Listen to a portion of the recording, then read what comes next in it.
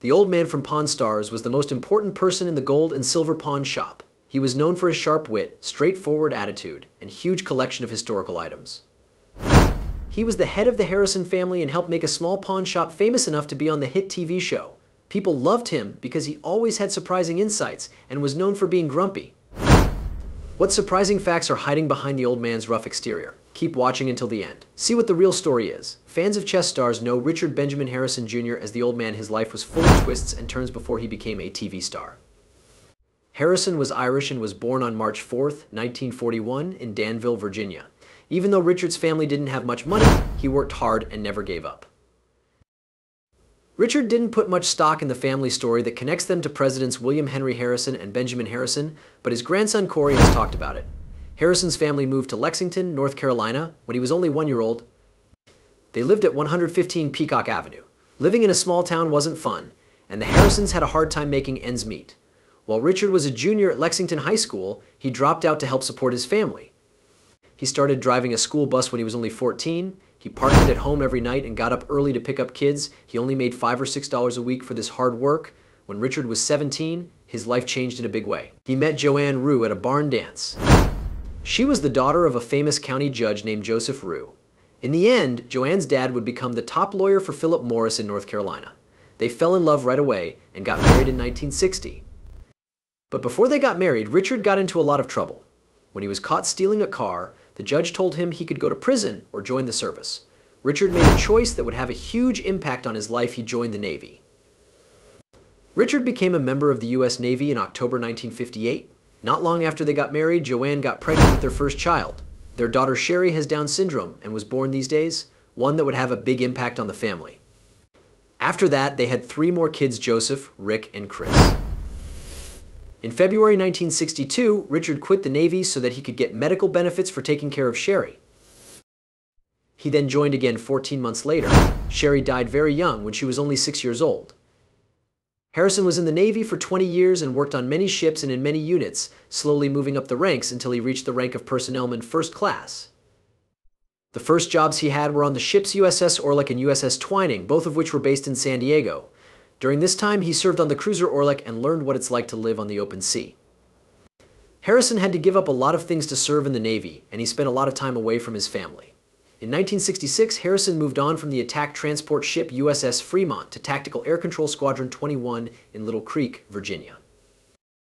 Harrison had to spend even more time away from home because this unit was in charge of coordinating air operations for amphibious and expeditionary troops. Harrison kept moving up in his job despite the problems. During his tour with the cruiser and destroyer group staff in San Diego, he was promoted to first-class petty officer. Harrison's longest stretch of duty at sea was from 1971 to 1975, when he was on duty on the fleet tug U.S. Choanock. During this time, he was sent on multiple deployments to the Western Pacific and Vietnam, which shows how hard and dangerous military service can be. He spent his last 4 years in the Navy at the Shore Intermediate Maintenance Facility in San Diego. After many years at sea, he liked being on land. Harrison chose to leave the Navy in 1979 after 20 years of service. His choice was affected by the fact that he had to support his wife Joanne, who had started working as a real estate agent. Joanne got her license to be a real estate agent in 1970, and in 1973 she opened her own office. After he got out of the military, Harrison worked part-time in Joanne's office to help her run the growing business. But the economic slump in the early 1980s, which was marked by interest rates going up to 18%, wiped out their business.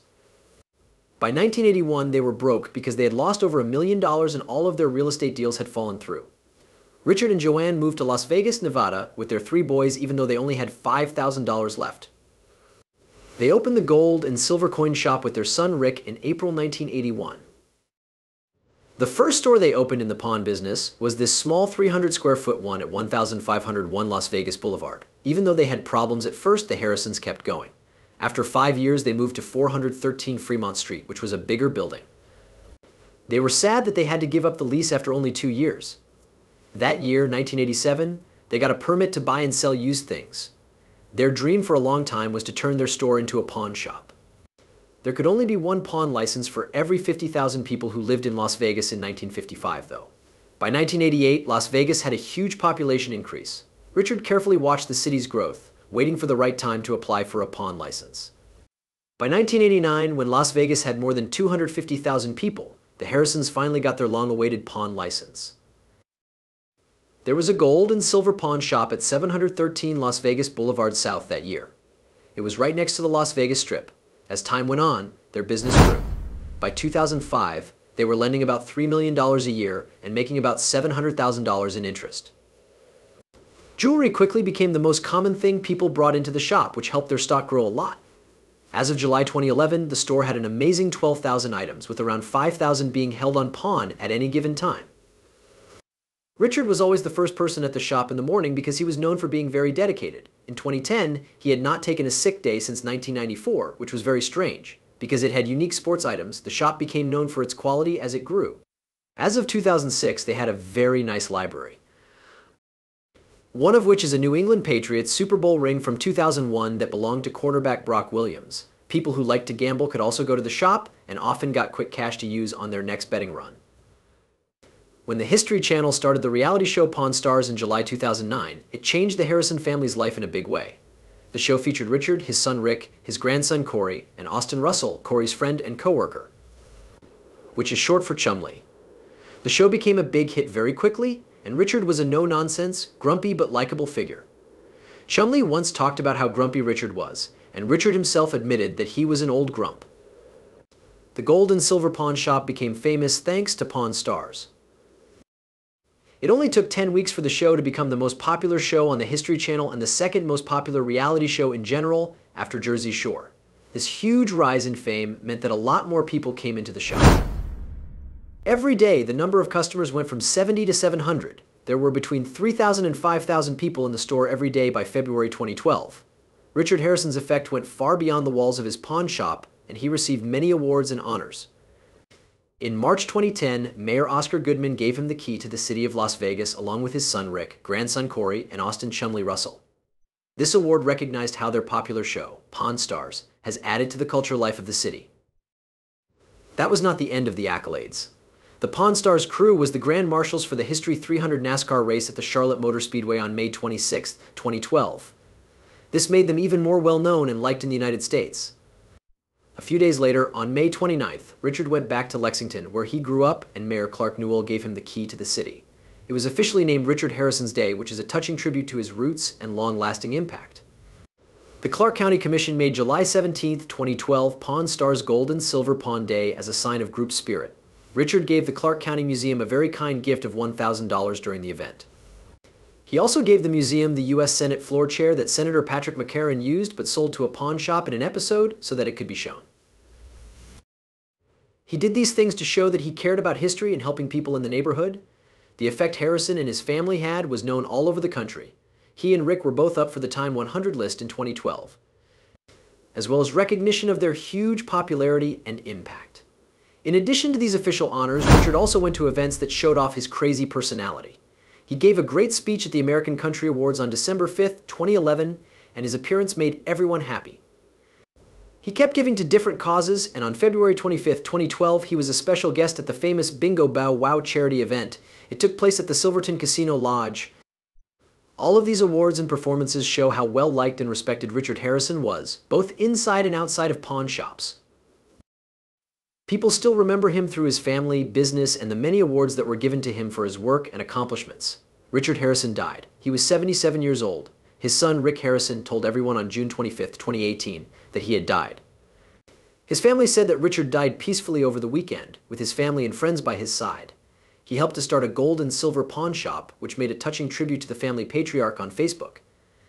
On TV, he was known for being wise and sometimes grumpy, but he was also recognized as a loving father, grandfather, and grandfather. People often called the old man the brains behind the brawn because he was so important to the pawn shop's success. Fans of the History Channel show loved him because he gave straightforward advice and was funny. His legacy, which was built on hard work and persistence, still speaks to watchers and people who work in pawn shops. The fight Richard had with Parkinson's disease was a private one that ended in his death. Even though he was having health problems, he was always in the shop and on the show until the end. There was a big hole in his family's lives and in the hearts of many fans who admired his character and knowledge after he died. His wife Joanne, their 3 kids, 10 grandchildren, and 5 great-grandchildren will miss him. Richard left his fortune to Rick to take care of in his will, leaving his youngest son Christopher with nothing. Even though it was a popular choice, it showed how complicated family relationships are, which is something that is often hinted at but never talked about on the show. 2 days after he died, Pawn Stars showed an episode called A Treasure Remembered to Honor Him. The episode had memorable clips of Richard in emotional interviews with people who knew him best. They were honoring the man's life and memory, who had become a TV icon. The old man left behind a big, close-knit family. His legacy goes beyond his TV appearances. It is strongly rooted in the lives of his children and grandchildren, as well as in his marriage to Joanne Rue Harrison. In 1989, Richard and his oldest son, Rick Harrison, opened the gold and silver pawn shop together. Rick now owns the store with his son Corey. His book deal, Steals in My Life at the Gold and Silver, which was a New York Times bestseller, is about their time there. Rick was very close to his father, and his touching Instagram post about Richard's death said a lot about how close they were. He talked about losing more than just a father. He also lost a friend and a teacher. One of Richard's kids, Joseph Ken Harrison, had a life very different from the family business. It's said that Joseph joined the dreaded Vegas biker gang, taking part in different illegal acts over the years. The most famous thing he did was break into a house in 1997, which got him charged with major crimes. Joseph got a jail sentence of 4 to 10 years, but he only spent 2 years there because he was good. His actions made things worse between him and his family, especially after it came out that he had accidentally roped in his dad in a gang fundraiser. Rick was said to be very angry about what happened, as Joseph had used their father to help him with his illegal activities without them knowing. Richard's wife, Joanne Rue Harrison, was very important to the family's business. Joanne liked to stay out of the spotlight, but she was very important behind the scenes. She was a part owner and ran the shop like a boss, making sure everything ran smoothly. Even though she wasn't well known, Joanne was very important to the family's success. There are also a number of grandkids in the Harrison family. Big Hoss, Corey Harrison, is one of Richard's grandsons who is probably the most well-known. He is a regular on Pawn Stars. Corey has been in trouble with the law before, but he is still an important part of the family business. Adam Harrison is another grandchild. He used to work at the pawn shop, but now works as a handyman. A few of the grandkids, like Jake and Serena Harrison, stay out of the public eye. Also, Richard had 2 grandchildren, Jennifer Lambert Harrison and Tabitha Cottingham. They were born to his son, Chris. Jennifer works as a personal assistant at the pawn shop, which means that more members of the family are involved with the business. There was a deep love for old cars in Richard Harrison. It was more than just a hobby for them to love old cars. It had always interested me. Richard loved gathering and fixing up these classic machines. He got a lot of pleasure from both the process and the end result. On the weekends, he would often get these beautiful machines up and running to make sure they were more than just showpieces and could actually do work. From his first car, a 1950 Plymouth 4-door that used to be a Baltimore taxicab, to his beloved 1935 and 1936 Packards, Richard's collection showed how much he loved and cared for old cars. Not only did he like having rare cars, but he also liked remembering the style and charm of cars from the past. Richard liked how these old cars were made and how they had unique styles. He often compared them to newer cars. Even though today's cars have a lot of high-tech features, he thought they missed the unique style that made his old collection so special. A 1966 Chrysler Imperial was one of his favorites. He thought it was a very rare and fun car. His cars weren't just kept as trophies, they were driven and enjoyed, which shows that Richard thought these historical objects should be lived through, not just looked at. Richard was really into cars, not just owning them. It gave him great pleasure to drive them. He usually drives a different car on the weekends to keep the ones he has in good shape. This was more than just cleaning. He got a lot of pleasure from doing it every day. He loved driving these old cars and felt the history and skill of each one. It was an important part of his life. As he got older, starting up one of his old cars and going for a drive never got old for him. Along with his love of cars, Richard Harrison's entrepreneurial energy and TV fame helped him build up a large net worth. His business efforts, especially the gold and silver pawn shop, and his appearances on Pawn Stars made him wealthy with a net worth of $8 million. This huge statue shows how hard he worked, how strong he was, and how he turned a small pawn shop into a worldwide sensation. Richard stayed grounded even though he was famous and rich. He finds happiness in easy things like driving old cars and running his pawn shop. His memory keeps inspiring us and reminds us that the best way to be successful is to follow your dreams and keep going even when things get hard.